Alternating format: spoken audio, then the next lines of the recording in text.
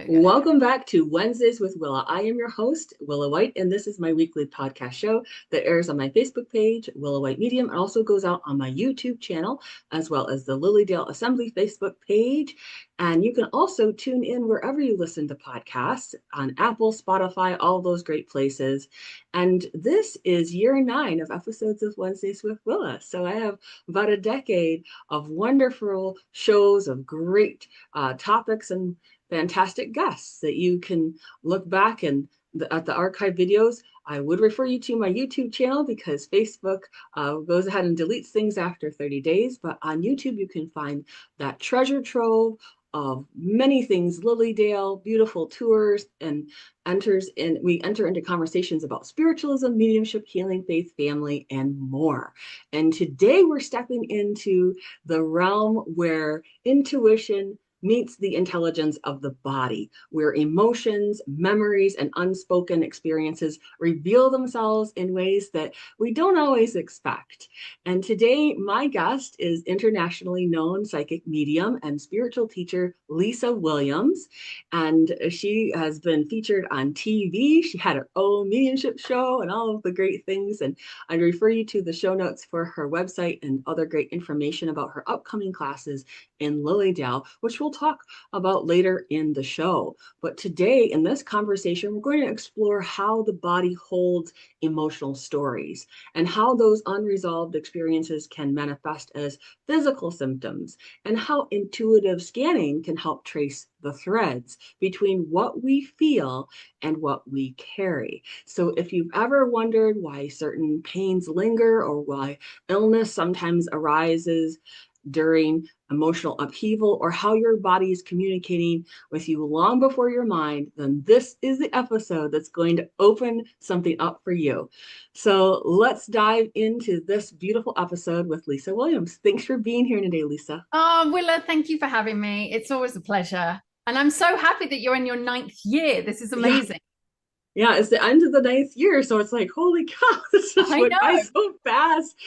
So long ago, Lisa was the one helping me get things set up for this. So Yeah. it's such a space of gratitude that I have for you, for helping me along those ways to kind of get myself into the public face a bit more. So I happy. appreciate it. Yeah, no, Yes, absolutely. I think, when you've got the ability to speak your truth and you have the platform and you've got the awareness and someone as accomplished as you're actually now taking it out into the world. I think there's so many people that actually need to hear the message, and I think that's one of the things. So I'm really glad that you're still doing it because, it just brings people, like fun and joy and happiness into people's lives. absolutely. So thank you for your hand in it. My pleasure. So, for our listeners today who may be new to the concept, how would you define intuitive scanning and the use of this, and how people can apply it in their life today? So let me backtrack a little bit because I think people, if they have never done anything like this before, I've been working as medium and as psychic and intuitive for the last 30 something years. So over the last 30 something years, because I never want to say how long, it's 34 years, I have been doing this work. And what I noticed is after some major traumatic event or major loss, my clients were coming to me with then symptoms of, hey, I've just been diagnosed with an autoimmune disease, or hey, I've just been diagnosed with cancer, or hey, I've just been diagnosed with, whatever it might be. And I started to see these patterns that were happening within my clients. And it wasn't just one, it was many clients. And so I started to look at this and went, there's something in this. And it was only when one of my clients came to me and she said, Lisa, I have cancer. And I think, I think there's an emotion that's attached to my mom. And so when I started to read her and I started to, we started to dive in, I said, let me just go into the body. Now, again, going back into my history, I used to be a fitness instructor. So the body, kinesiology, you name it, anything to do with anatomy was actually something that I learned from a very, very young age. and the body fascinates me. And so I dived in. I was like, oh, and I started to see these energetic threads that were linked to trauma that had happened in her, when she was young. And I just have to preface what trauma is. I will preface what trauma is shortly, but all these trauma links and where wounding was, and then it anchored me into her mother's passing, and I went, oh, and then we mapped it in the body, and that's where it was. So going back to the question of obviously what is it and how we read our body, our body takes the impact of emotions, of grief, of situations that we have gone through, all the way from childhood trauma. And what we're doing is we're able to read the energy of the body in order to understand what is actually happening. And the body has held it. And there's so much science about this. So this is not just Lisa Williams talking woo. This is actually science backed. And now it's becoming more and more prevalent. So there's a huge wave where we're now being able to read the body and actually understand where our symptoms are coming from, which I think is so important. I couldn't agree more. That's something that my family has studied for years as well. And I'll never forget the Chinese medicine connection that is there, Yes. with energy meridians and organs of the body, and Yeah. where we carry our traumas, our dramas, all of those Yeah. things. Yeah. And also, never forget a class I took about 20 years ago in Lilydale on New Germanic medicine. And he mapped out, the instructor talked about the various things and how they were triggered, what emotional things happened, and the impact they had on the physical body. And Yep. he could basically say, okay, this kind of grief, oh, well, did someone pass 6 months before Yep. before this event happened in you physically? Yes. Right. So there's absolutely something to it, and you're not being woo woo at all. No, and I think there is something about this, and I've actually recently been training a huge amount of doctors in the medical field as well. But I did say I was going to talk about trauma very, very briefly, and a lot of people think that trauma should be, those people who've suffered PTSD or been on frontline or first responders. And as you know, my husband is in the military, or was in the military. He's retired. But anyone can have PTSD, anyone can have trauma, and trauma is actually something that that has happened where you've not had the ability to process it. So it actually gets locked in the subcortical part of the brain, and it gets locked in there, and therefore it has nowhere to go. So when we can think about something that, I don't know, it can be something that you did as a child or whatever, you might all of a sudden have this pain in the shoulder, or pain in the neck, or pain, your stomach is twisted, and that is where it just is so trapped in the subcortical part of the brain. It then needs to process out of the body and go into numerous, short-term memory goes into a long-term memory, and we actually bring it out of the body. So understanding the Chinese medicine, the fact that the gallbladder and the liver are anger, and then the lungs and the large intestine is grief. Understanding these things and being able to look at it. I have this uncanny ability to look at someone and say, okay, what happened at the age of 5? And they're like, oh, my mom and dad broke up. But what happened with an animal? Oh yeah, I lost my first dog. I'd be like, okay, that's where your grief starts. And sometimes we can map it way, way back into even the womb, which is incredible, and to past lives as well. So this is a massive topic, and it's huge, but I think it's so remarkable, especially in today's day and age. We also need to understand it now. We absolutely need it. Everybody needs to understand how much their body is showing what's Yes. really going on under the surface. Right. It's that the iceberg shows even if we don't want it to. So I often say to my clients and students, people can lie, but energy doesn't. Right. And so that's what it comes down to. And so it is important for people to understand how emotions imprint themselves on the body. And can you give us an example of how that shows up during an intuitive scan?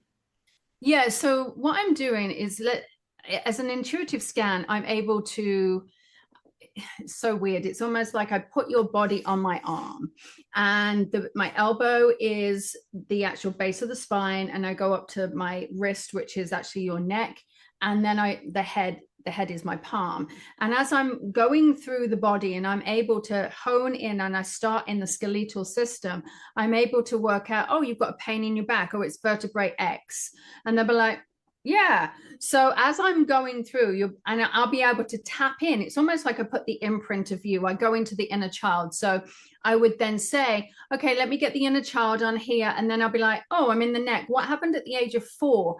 Oh, something happened. I'll be like, okay, so what we're doing is we're understanding where the impacts are right now. What is bothering you right now? What is playing out in your body right now? And so going into those moments, then we start working on the emotional part of it. Okay, so I'm going to go into the body, I'm going to go into the organs, and then going to go into the fascia as well, because you might say, oh, you know what, I've pulled my hamstring. And we're like, okay. And then what we do, and for some reason, I understand Chinese medicine. I've been fascinated by Chinese medicine for years. And I worked with the doctor, Dr. Tennant in Dallas, and he had the Tennant Institute. In fact, you know, he was instrumental for the cataract surgery and also LASIK surgery. And so I've worked with him extensively, and we started to map the body into emotions. And he came up with a process saying there's 5 reasons for major disease. There is toxins in the environment, there is tattoos and piercings and any form of scars. There is your thyroid, but the top 2 reasons why we have disease, according to him, is our dental work, okay, so our teeth, and then our emotions. So the top 2 are dental and emotions. And so when we're not working with the emotions, what we actually have to do is we're sweeping everything under the rug. And as we're sweeping it all under the rug, it's building up in our system. So when I'm able to tap in and I'm able to intuitively get into the body, I can then bring out what happened at the age of 5, and then we can start building a protocol. And I'll work with your doctor, and I'll work with your therapist, and I'll work with your, you know, whoever it is, your healer, wherever it is, and we'll start mapping it. And a friend of mine who's an exceptional healer in Norway, Turin, she got diagnosed with pancreatic cancer. And it was a very traumatic time. And she said to me, I don't know what to do. And I said, well, let me do my thing. And we went in, and, you know, it's her story to tell, but we started to map the emotions. And she ended up having the Whipple surgery as well, but she had to get the cancer reduced. And she went, I have so much gratitude for you, because we ended up moving, that cancer is not in her body anymore. And, you know, with pancreatic cancer, it's like it's a disease that it has an 8% survival rate. And I said to her, I said, but what if you are that one of those 8%?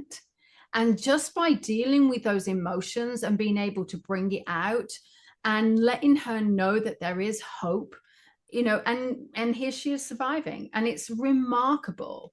So it's really diving in on that emotional spark, and then understanding how we can help that client come out and heal through the emotions, which is huge. It is huge. And to have those unresolved griefs or traumas or emotional experiences trapped in there, Yeah. and manifesting physically, it can have such profound impact on an individual that they can fear their life, they can fear the approach of death, all of those things. And I just, if you could lean into what is it that you actually do once you've mapped it and you've identified those, what's the next step that you take people through? So it depends on what they want to do. I'll either say to them, okay, I can give you a package. We're going to work with you for the next 6 months or 3 months, you know, or I can create a protocol, but I can't do it for them. So I am simply a conduit for the energy to help them open it, to give them a structure to keep to. If they don't want to, it's like a diet, it's like an exercise plan, it's like anything, it's like the mindset that we have to then shift. So I like people to actually say, right, you've got to commit to this. And I'll walk them through this protocol. Like, okay, in the first week, we're just going to incorporate this, like maybe get in a few more steps in a day, or I'll take them through breathing techniques. I'll take them through journaling. We'll get them working with bilateral music. We'll get them working through meditation. We'll get them into the ancient wisdom arts, so the ancient techniques. Then twice a week I'll actually send energy healing as well with them, and then we keep coming back and we keep looking at that, we keep mapping the body. I'll also do something that I've been trained in, which has derived from EMDR, which is brain spotting, which is derived from Dr. David Grand. And brain spotting is for a variety of different traumas. And so we start doing brain spotting sessions as well, which I've just become certified in. So in that place, we actually bring this trauma and we start bringing it out and we start understanding it. And I cannot tell you how many people, once I've been working with them, have actually written books on their history and about what's happened, how their healing has, how they've made peace with their parents, how they've done a variety of things. On the flip side, I've also taken 3 people to the point of their passing, where, they came to me, one with an autoimmune, 2 with cancer. And I said, well, and 2 of them knew, well, 2 of them didn't know that they were going to pass, but there was one that knew. And we actually took them back into their life. And instead of saying, hey, let's like focus on how your body has failed you, let's focus on what joy you've brought, what joy, and let's remember and reminisce on the goodness. Because when someone's going into their passing and their point of passing, there's a lot of these, when you're fighting an illness, there's all of this feeling of, oh my God, I'm failing, I can't do it, I'm letting my family down, I'm letting this down, my body's failing me. But when we start to actually take them back into these processes of, let's look at the good things that have happened. It's not all doom and gloom. I know 2 people that have passed in such an enlightened state, and it's remarkable. So, I think it's just so beautiful when somebody is courageous enough, and I have to say it's courageous enough to say, I have held so much into my body, and now I'm willing to have courage to actually release it. And that is the work. And I think it's remarkable. I think it's beautiful. I think this ties in so much with Dr. Christopher Kerr's work. He is the CEO of Hospice Buffalo, Yeah. and he and his team have done so much research about end of life and what happens, the end of life visions they have. But there's also this lift that starts to occur with people once they let go of the emotional roots that have been holding them back, that they are able to free themselves, mind, body, spirit, from those. So there's absolutely something to what you're doing with this. I think it's beautiful. And we can see that there is a role for medical intuition in this particular capacity. And as you're working with a client to uncover that emotional core of an illness, what do you tell clients their role is? Well, one, I'm never going to diagnose. All right. So I will never diagnose. But the role for the clients is they've got to show up for themselves. They can't just expect me to do it all, because I am not the healer. I am the facilitator and the pathway where I'll open up and show them where they need to look. But if they truly want it, they have to do it. It's like study, it's like diet, it's like exercise, it's like anything. If you want it enough, you're going to do it. And that's what I say, is that show up for yourself. 1 hour a day. Everyone doom scrolls. All right. We all doom scroll, and we can waste hours doing that. I am definitely testimony to that. But when you take that 1 hour in increments and you bring that and channel that emotion, that energy back into you can heal. And it's then working on mindset, because if we look at the energy of it, we're working on rewiring the neural pathways. We're working on, it's very basic neuroscience in understanding that the brain keeps us safe. The body wants to grow. The body wants to actually heal, but it's the brain that keeps us safe and it keeps us locked. There's nothing, no bigger prison than our own brain. And when we actually start working on the mindset, and it's just little things every single day. And when someone says, I haven't got time, I'll say, yes, you have. Get up half an hour earlier. And they look at me like, what? I'm like, get up half an hour earlier. I get up really early and it's a non-negotiable for me. It's an hour of my time. And there's no phone, no nothing. No one interrupts me unless obviously my kids. But then it's that time, because what it does is it starts creating new neural pathways. It creates a myelin coating to allow the information to go quicker and quicker and quicker. And suddenly it becomes a habit. And at that point, you can heal. You know, if you look at Joe Dispenza's work, if you look at Daniel Amen's work, if you look at a variety of different other people, there's so many, you know, it's proven. It is proven how the brain is just keeps us captive and the body wants to heal. So I think so many people have to say to themselves, okay, how am I going to show up? Well, I'm showing up for me. And that's the important part, is they have to show up for, they're not showing up for me, they're showing up for themselves. Yeah. So would you say that there, to some extent, there is a standard protocol that everyone should do as just as a basic foundational experience? And that is get up early in the morning and then what? And then I would say meditate, number one. And then I would say do your affirmations, number two. Then I would say do your visualization, number three. Then I would say exercise is number four. And then I would add journaling into that. And then if you want to, you can go into reading. There is a great method, and it's so simple. And it's a guy called Hal Elrod, and he created the Miracle Morning. And I followed that protocol actually driving up to Lilydale last year. And, you know, I was doing it and I was like, this is stuff I already tell my clients to do. But what he has is an app that keeps you, you know, keeps you accountable, which we all need accountability. But there is something, you know, there's so many books on there, like the 5 a.m. Club, Hal Elrod, Think and Grow Rich. There's so many different books about it, but this is just ancient wisdom, ancient technique that we can just do. And it's amazing when you put your mind to it. People go, you can do it for anything. Healthy, your relationships, your business, your family, your children. You can channel it in any which way you want to.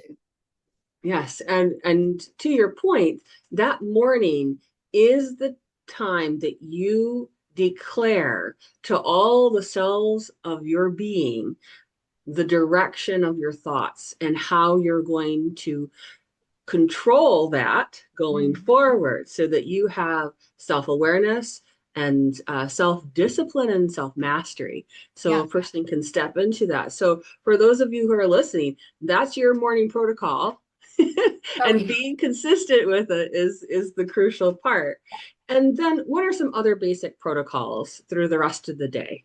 You know, so it depends. I think there's a huge amount, especially in today's society, on anxiety. And I do think that by calming the vagus nerve, by doing polyvagal exercises, obviously there's a big book called Polyvagal Theory, you know, just by simple tapping, simple affirmations. Maybe you might want to plunge your, you know, hold your breath and plunge your face in cold water. That will calm the vagus nerve down. Being able to do the deep breathing. So breathing in for 4 and then out for 6. There's a variety of different things, but I think it's really what works for you. And take regular check-ins in the day. Just allow yourself to say, okay, and find your baseline. So as you're sitting in your chair, find your baseline. Okay, how am I feeling right now? All right, okay, I feel really relaxed. All right, oh, and where am I noticing a pain? Okay, I've got a pain in my elbow. And actually talk to your elbow. You know, people might think this is absolutely cuckoo crazy, but I'm all about being crazy. Put your hand on the elbow and actually talk to your elbow. You know, what does your elbow need? Oh, it needs love. Well, and what type of love does it need? Be curious, stay curious, and listen to the whispers. Don't listen to the loudness, because the loudness is our head, but listen to the whisper. What does it need? It needs nurturing. Oh, as I'm looking at this, all of a sudden I saw a salt bag. I'm like, oh, I need to put hot salt on my elbow. And it's those things that will really help us say, your elbow needs this, or your shoulder, or your back, or your stomach, or your head, you know, because have regular check-ins. Then I would also do another breath work in lunchtime as well. And I would also do another check-in in the evening. I would do a gratitude journal at night. They're my non-negotiables. You know, they are non-negotiables. And I don't know whether Louise Hay talked about this many years ago with her book, You Can Heal Your Life. And I actually had cancer. I've had cancer twice. And I remember reading that book, and I never told anybody I went through cancer. You know, I didn't even tell my parents. And I was 23. And truly, I did everything in Louise Hay's book. And I got through my cancer. And here I am to tell another tale. And it was amazing. You know, I just talked to my body. What do you want? How? And my body showed me how I had somewhat abused it, and that I had just shown up, and I wasn't, there's a disconnect between my mind and my body, and my soul and my body. And it wasn't really encompassing it all, which is the reason why mind, body, and spirit is so important as a whole. So, yeah. Absolutely. It's so important to, begin listening to your body more consciously in your everyday life, in the morning and then throughout the day. And like you said, that's a non-negotiable. And then it's also a way to kind of get the baseline before you hit into other people's energies, emotions, needs, all of those things.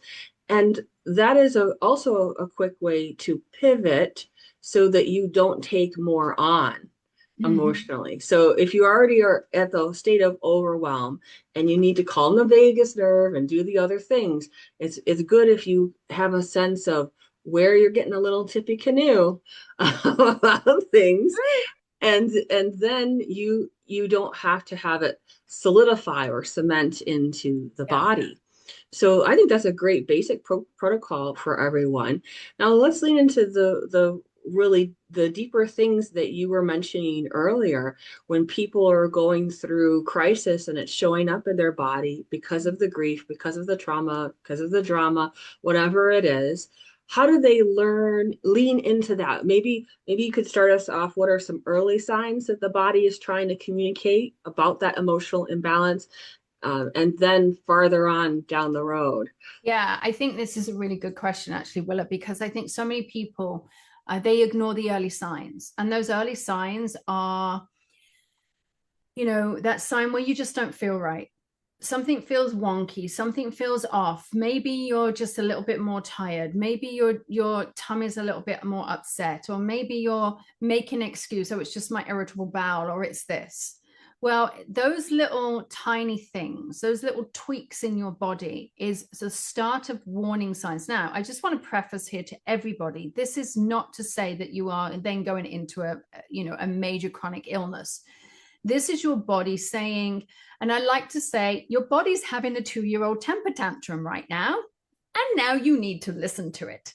So instead of saying, oh, I'm just going to rest, go to bed, rest, and place your hand wherever it is and say, what is it that you need? And trust whatever comes to you. We all have this intuitive part of us. When you can listen and you can intuit into what is really happening, then what you're able to do is start working with it. And it's the most random thing that all of a sudden you'll be placing your hand on your chest and you go, okay, what is it you have? And then your dad will come into your mind. You're like, why am I thinking about my dad? There's a reason why you're thinking about your dad, because there is definitely a link to it. So this is a preventative measure. So the first early warning signs is absolutely look at it, but don't think, oh, I'm thinking about my dad, so now I don't need to go to the doctor. I always say you have to go and get medical intervention if you think it's something serious. And it's so, so, so important. And the amount of doctors I've actually worked with in the last several years, where doctors have actually, I've actually been brought into patients, consultations, is amazing, because the doctors will start working with you. And so think about that. But when it starts to progress, and sadly, I hate saying this, but this is when it starts to progress and it gets to a point that the body has acted out, and the 2-year-old temper tantrum has created a little bit more of a shouting fit, and it's become a little bit more louder, that the body's reacting. And truly, when the body is reacting, that's mostly when people go, help, I've tried everything, I'm coming to you. And honestly, that's the time that I wish you'd have come 6 months ago. I really do.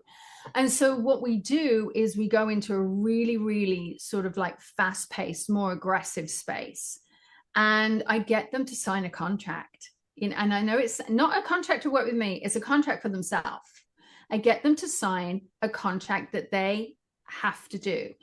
And this is going to sound really bizarre, but I ask everybody, where's the most intimate space that they spend a lot of time in? And a lot of people say it's either the bathroom or it's their bedroom. All right. And that's when I make sure that that contract is right in front of them.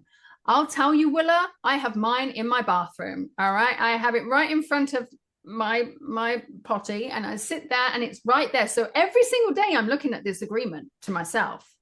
And I'm looking at my affirmations, and I'm looking at it going, oh gosh, because it's staring at me, unless I'm taking my phone in, which I don't like to do, but it's staring at me. And so I really like to put them into this point of, what is it that you really want to achieve? And then I get everything in. We get in acupuncturists, we get in energy workers, we get in everything, vibrational techniques. We start with bilateral music, we work with frequency music, so much. We go into cord cutting, we go into trauma work, we go into a variety of things. And I want to work with them. So I want to support them. So we create this protocol, which I think is really important. And actually, later on this year, I'll be bringing out my own protocol that people will be able to just download, which will be so helpful for them. And it's something that I've been thinking about doing a lot, because I think this is needed in the world. So that's the basic protocol that we were talking about before, but then also who to tap into for additional resources and help. And then there's that customized experience that some people need more deeply. And so it might be that they need on all kinds of other energetic levels. Right. The big guns. Yeah, the big guns, because let's say if somebody has cancer, and I just want to talk honestly about someone who has cancer, I have specific meditations that they listen to as they're going into a consultation with their oncologist. And then depending on where they're feeling after their consultation, I have another set of meditations or affirmations or work that they then start working with after. So as they're driving back, they can have this repeat in their head of affirmations. Because what tends to happen in these situations is people who are in chronic disease, they need to anchor into one thing. And when you start working with a healer, and you know this full well with your work, is they anchor into you because you're the person that gives them hope. You're the person that gives them that space. And so my voice then becomes their moment of hope. It becomes that glimmer of little hope. So what I'm doing is I'm creating them a vision statement. So we're visioning the future, and I get them to listen to it 3 times a day. They're starting to create neural pathways. We've created a bunch of meditations to lead them up into their oncology appointment. We've given them a lot of visualizations or things that they can listen to on the way back from their oncology appointment. When they're getting nervous or they're building up to that oncology appointment just days before and they're starting to have anxiety, again, there's a meditation, there's an audio track, there's this, there's, so, and there's passages that they can read. So that's the key here, is to help them find their triggers. It's almost like having that little band that we interrupt their triggers, or we interrupt that thought pattern to bring them back into that neutral state, to say, you know what, I can do this. And that is the key. And that is where, you know, we can completely just succumb to the illness. Or people say, I've got to fight. And what they think fighting is I'm going to drive all my energy towards the doctors, and I'm just going to try and eat healthy, and I'm going to do this, and I'm going to cut out sugar, and I'm going to. But there's also this fight that I don't like to call it a fight. I actually call it a dance. And I think it's really important that when people change their language about, I am fighting cancer, no, you're going to dance with it. When that music changes, you're going to quicken up the tempo, and you're going to find your steps. And when the music slows down, you're going to slow down into a nice little slow dance. You're going to dance with cancer, and you're going to dance with a chronic illness. And in this moment, as you dance with it, you're allowing yourself to be fluid, because the consciousness of the body will always find a way. Consciousness completely will always find its way through it. So when you're fighting with it, it tells your body that, oh, it's going to be a slog, but actually it's a dance. And when we bring it into a conversation like that, it takes all the pressure away.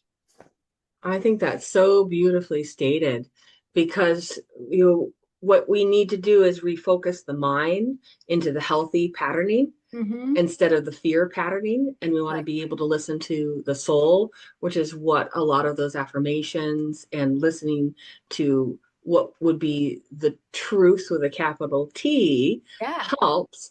And that's so very much in alignment with spiritual natural law, especially the law of suggestion, which is a fabulous one when we're needing to redirect out of the negative ninny world. So we have to refocus and not go into all the doom thought that can roll out. And that sometimes when people are not feeling well, they immediately go into a doom mode of thinking. And so they need, it's a bit of reprogramming. A lot of reprogramming that's going on. I don't know if I want to use that word, but in some ways it's like they do say that all hypnosis is self-hypnosis. To some extent, it's whatever you're allowing yourself to be entrained. That's right. Into. And so there is a positive entrainment that you can do that will help to shift your thoughts and your energy positively. So I think that's a wonderful protocol. It's interesting actually when you say that, because one of the things that I also get them to do, and people do not enjoy this, and I get a little bit of pushback on it, is I get them to look at who is in their life that is supportive and who is in their life that is negative. And I'm like, I want you to start looking at where you get your energy from. So that means if you don't trust the person that is giving you healing, you actually have to stop that healing. If you are not comfortable and you find that that energy is draining, and somebody is, all they're doing is moaning, and it drains you, you need to consider whether that person at this moment is right in your life. That's not to say you can't pick that friendship up again, but is it for you in this moment? And look at who is support. You need your support team. You need your cheerleaders, because one of the major reasons why people get illness is they actually lose community. And we're starting to realize that from the pandemic, is that people lost community. And then if we started to notice that there was a lot more illness after that, because their community became much more smaller and smaller and smaller, and it really shrunk. So community is one of the things that I say is so paramount, that we have to start looking at it now. And you are a combination of the 5 people that you hang out with. That's how I look at it. Yeah.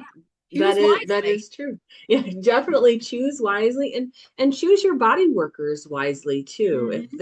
If they're focused in on telling you their dramas while you're being worked on, that is a significant no, because you're already in a vulnerable state energetically.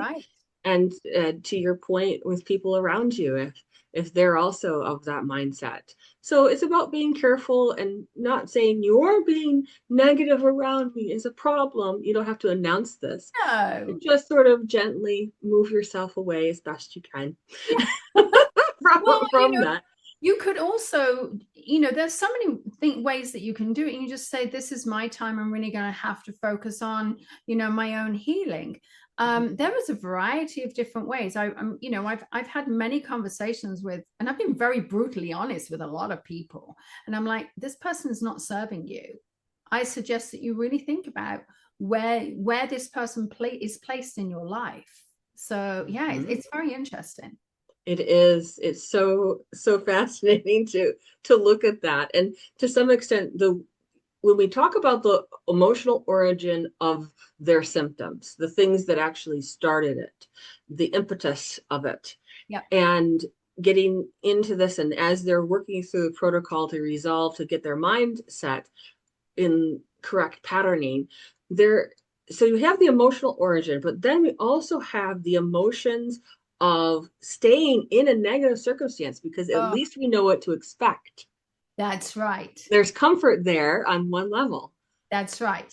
And that's the thing. There's comfort because we know how to handle it. We know what we're going to be looking for. And it's scary when we change that language. And one of the things that I'm talking a lot about this recently for some reason, Willa, is, and this might help your listeners and your viewers, is that when we're in that moment of the what, where, why, when, how, who, okay, we're cycling in that space. And you have it with your work, I have it in my work. Well, when are they going to see me, and when am I going to do this, and when are we going to change my job, and when, why, how, who, all of this. What we need to do as practitioners, we need to create a sacred container, and we have to be regulated in our nervous system. So our nervous system has to be really regulated. So what we're doing is creating a container. And so all I'm doing is creating a sacred container in order for them to feel safe enough to ask these questions, but then to have their intuition and their soul over here, and to find that space and pause and breathe. And when they're able to breathe, because I've stopped sessions halfway through and I said, I need you just to breathe right now. I need you to breathe, and let's do this breathing exercise. And I'm like, I'm not going to keep looping in here, but I want you now to tap into your intuition here. And when we can actually separate these two and create that sacred container, that's so powerful. But people have to learn that. And it's not easy. It's not easy. And it's easier to stay in your groove. I mean, that's why future prediction in any way, shape, or form is sometimes possible, because most people will stick with their pattern. Oh yeah. They will. And it's just pattern recognition. Yes. And I say this to the people who I teach, especially the psychics. I'm like, this is pattern recognition. You can pick it up like this. But the beauty is when you can actually start seeing and asking these people to say, right, instead of the what, where, why, when, how, who, go be curious. Instead of, I haven't got the money, just say, okay, how might I get the money? Or, in what ways might I show up for this? Instead of immediately thinking like closed-mindedness, start being really open. Okay, so you've been diagnosed with a chronic illness. How might I find the right practitioners to work with me? Who might know credible sources? What might be the ways that I can get the money for this? Who can I communicate? Instead of saying, I don't know the people, I haven't got a clue, just be a little bit more open, because what that does is it actually shows your brain. It's a reticular activating system within our brain. And what we're doing is we're actually looking for, when you see the red car and you bought a red car, all you see is red cars. Your brain is just the Google search engine that's trying to say, hey, my decision's right. So in what ways might I? All of a sudden your brain goes into a search engine and goes, what ways might I? Oh, I'm going to speak to Willa White, or I'm going to speak to Lisa Williams. And then guess what happens? Your reticular activating system, which is the part of your brain that wants to validate everything. All of a sudden, everything is going to be like, I'm seeing a sign for Willa White, or I'm seeing a sign for Lisa Williams. You're just noticing it. And so you've got to start opening your mindset in that way. I could talk about this forever, but it's But yeah, it's so A interesting fascinating topic, and it is something that we see play out in clients all the so time. often, and what they're handling on their environmental pressure level, their emotional pressure, their family, all of those connections can feel overwhelming and burdensome to people. So they're Mhm. having to kind of unwrap. And so I like the symbol of the lotus and how the petals are opening, and we do have to be willing to peel back those petals, those layers to Yeah. get to this. So, what are some of the early signs that people will experience as they're leaning into a protocol or leaning into understanding the emotional traumas more? What do you see as early signs of success in the Okay. body? Yes. All right. And this is actually a really good question because people want it now. All right. And I always say it's like a fitness. All right. We're not going to go and run a marathon right now. All right. Especially when you barely do like 100 steps a day. Okay. We are going to take it slow. But what you're going to start seeing is the way that your brain starts to change, the way that you're maybe happier, the way that you're breathing differently. Those are the small little signs. Then, as it goes along, I had a client of mine who major autoimmune disease, and she was saying to me, she said, I want it now, I want to feel better, I want to feel better. And then slowly after 3 weeks she said, oh, I'm starting to know my choices are different. Oh, I'm starting to see how I'm eating different. I'm starting to see how, I see the world differently. And those are the small little signs. And then after a month or two, it was like, wow, I've noticed that my rheumatoid arthritis hasn't been playing up. I've noticed that my eczema flares up aren't actually happening. Oh, suddenly I've got really clear skin. I'm like, oh, guess what? So it's a small, you're going to be wanting to have the clear skin, or you're going to be wanting the tumor to be smaller, or you're going to be wanting whatever it is, the headaches to go away. But in reality, let's look at the mindset and the positivity. And as soon as the mindset and the positivity is there, everything else then starts to shift. And I think it's so important to understand that they're in charge of their own healing, I've always said that any form of healing, energetic healing, is simply opening the meridians for the energy to flow so easily in Chinese medicine. And all of a sudden, people can say to me, I'm like, oh, I'm so upset, I can't get out of this grief. I'm like, I bet you've had chest infections as well. And they're like, yeah. I'm like, well, this is your lungs reacting, or I bet your large intestines have really been playing up. Yeah. Or I bet you've been having this. And it's so in all of a sudden they're noticing the symptoms as well. So yeah, it's wild how it happens. It is wild, but once you understand how energetic patterning and the body work, then it's become so obvious, right? Yeah. It's you're like, how did people miss this? It's like, Yeah. But it is obvious. And I think this is, a lot of people, a lot of my friends come to me and they say, oh, I'm feeling this today, or I'm feeling that today. And immediately my brain just goes, oh, I'm like, is your stomach hurting? They're like, how did you know? I'm like, okay. And then I just have this way where I pattern back. I'm like, do you remember that thing that you had 4 weeks ago? I feel as though it's playing out in your body right now. And they're like, oh, and it's almost like this matrix just slots together, and they're like, wow. So it's incredible, it really is. and I think that people need to understand that when you get into this, it's going to take a while because you're stirring up a lot of mud. Yeah. And it took years to get you to a certain point. It's going to take a while to get you to Yeah. now. Can instantaneous healing occur? Absolutely. I've Mm-hmm. absolutely seen signs of that within my life and other people's Yeah. lives, Okay. but it usually is a process. And when you're working with a client, you're not going to say, in a month you're going to be so much better. Like, it's you're being brutally honest with them and Right. saying this could be a while. Certain things will rev up in you, and you could feel the freedom from these, and other things are deeper rooted issues that are tied to these other energetic chords you have playing Mhm. out. Yeah, And so definitely. is that what you essentially are telling people as you're working through I this? do. And then there's also that point, and we have to be very honest in this work, that there's a point that sadly the body's gone too far. And the body has gone too far. I'm not here to give anybody false hope. I'm going to encourage people to listen to their own intuition. I'm never going to tell them that, you know, they're never going to get over this, because I always believe that we can. But one of the things is listen, we're all going to go, we're all going to die at some point. Let's face some facts here, and I don't want to put doom and gloom, but there's also our exit points, whether our soul is ready to leave, what we need to do. But there's a point that our body has gone, okay, I'm maybe a little bit too far gone than I wanted to be. So then what we do is, at that point, I have helped people through that point of transition. I've taken hundreds of people to that point of transition, you know, in a variety of different ways.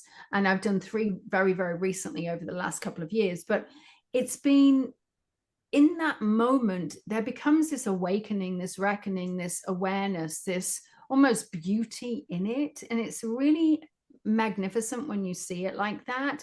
And it's just incredible. And it's something that I have loved to do. And it really, all I'm trying to do is bring awareness to this. And that's Mm-hmm. all I'm trying to do, is bring awareness to what your body is holding, your emotions, because let's face it, emotions are tough. We don't want to deal with it. I had a client who sat with me and she said, so now you're telling me to go and see a psychotherapist? I went, I'm not telling you anything. I'm just saying, if you want to work with it, I think you need, I'm Hint, not doing hint. that. I'm not doing that. Okay, fine. Don't. I get Everybody it. has free will, Oh absolutely. yeah, yeah, absolutely. You've got free will. And medical intuition is something that's very deeply personal. And Very. you're accessing information and all of those kinds of boundary lines that Yeah. kind of blur through that. And just a couple more questions, and then we'll lean into Yeah. the workshops that you're doing here in Lilydale this summer. What for the people who are interested in working more on a medical intuition basis, could you share some insights for those folks that are interested in doing that more? Because there are ways they're going to need to work on maintaining boundaries. Right. And the first thing that I was actually going to say is work on your own stuff. All right. I always say that, because the first thing that you're going to get triggered in, whatever is your weakest point, you're going to get triggered, especially when you're working with somebody. It's going to come up in a reading. It's going to come up in a client. It's going to come up in a healing. It's going to come up in a coaching. You have to work on that. And you also have to learn how to regulate your nervous system, because you could have somebody completely freaking out in your session. You have to maintain an even keel, which is one of the things. Then I would say to somebody is really if they want to learn how to do it, get yourself a really good teacher that is really open to different aspects, that doesn't keep you into that routine of just, this is how it should be done. I think, especially with medical intuition or any form of healing, you should be taking techniques from a variety of different things and bringing them all into one. Then I would say start looking at Chinese medicine. Chinese medicine is the root here, and start understanding what the body does, what happens with the heart, what happens with the small intestines in sadness, what happens when we're in the parasympathetic and sympathetic modes, and start really diving into that work, and start working with people that are open to working with you, and just feel where it is. Start writing notes, start listening to your own body. And I think your own body is going to be the biggest key here, and you're going to be able to listen to yourself. What does my body need? And it's almost like when you're standing in the kitchen and saying, okay, I'm hungry, instead of just going into the fridge and grabbing the first thing that you can find, which that's me. But what does your body want? Oh, my body is craving sugar. Okay, so well, actually, sugar's created from the spleen. Oh, wow. Wonder what I'm worrying about. So it's actually start listening to your own body. I think that is one of the biggest parts, and that's how people should step in and start learning. I love it. I love it. And what a powerful conversation we've had today. Yeah. Lisa, you've reminded us all that the body is not just this physical vessel, it's a storyteller, and it remembers and it signals and it speaks in all kinds of ways that often we are taught to ignore. But when we listen, when we trace those symptoms back to their emotional roots, then healing becomes more than physical. It becomes very personal, very honest, and deeply transformative. Mhm. So, yes, if today's episode resonated with you, be sure to explore Lisa's upcoming 2026 medical intuition course here at Lilydale. She's going to be teaching some of these concepts in greater depth. And let's just share with folks today when you're going to be here in Lilydale. I know you'll be on July 24th, you'll be doing messages. You have an Yes. evening of evidential mediumship with Lisa Williams. Yeah, so I'm excited about that. So July 24th, I will be doing the it's especially it's the what do we call it, season highlight. My brain went dead. Yes. It's the season highlight where I'll be doing bringing in your loved ones. So bringing in your loved ones, which is what I'm known for, obviously. Communicating with the other side. And so come along, bring your peeps, and we'll connect with them. Yeah. That's right. It's 7:30 to 9 o'clock that evening on July 24th. I will have the link to Lisa's Lilydale workshops in the show notes here. So you just can click that and then, purchase your tickets from the LilydaleAssembly.org website. And the other event is a 5-day workshop that you'll be doing in August. And that starts on August 24th. And that's a Monday through Friday. It goes to the 28th, and it's 9 a.m. to 4 p.m. So it's a time commitment, but you need those 5 days so that you can really lean into the medical intuition, the grief, that all of those aspects that we've been talking about today, but in greater depth. If you can share with people a little bit more about that workshop as well. Yeah. So if anyone's taken a workshop with me, it's a lot of fun. We have a lot of fun, a lot of experiences, a lot of practice demonstrations and things like that. But we'll be going through obviously understanding the basic energy systems, obviously the chakras, the human aura. We'll be looking at the real root cause of disease, why it happens. We'll be using the intuition. We'll also be understanding a little bit more about Chinese medicine. We'll really be diving into the protocols as well. I'll be showing people how to write their own protocols and how to really take it away. So there's a huge amount of information. In fact, what I'm actually doing is I've built a 16-week course, and I'm taking that 16-week course and throwing it into those 5 days. I'm like, and so, there's a huge amount of information. They'll be going away with really, really some solid, powerful insights there. And of course, we'll be playing around with it, and we'll be really diving deep. I'm actually really excited because it's the first time I've actually taught it in person. So it's going to be fun. Yeah, it's wonderful to help people work through whatever they've been holding in their bodies on that somatic Yeah. level, and to see that nervous system regulation happen over the course of the days, or at least the beginnings of that.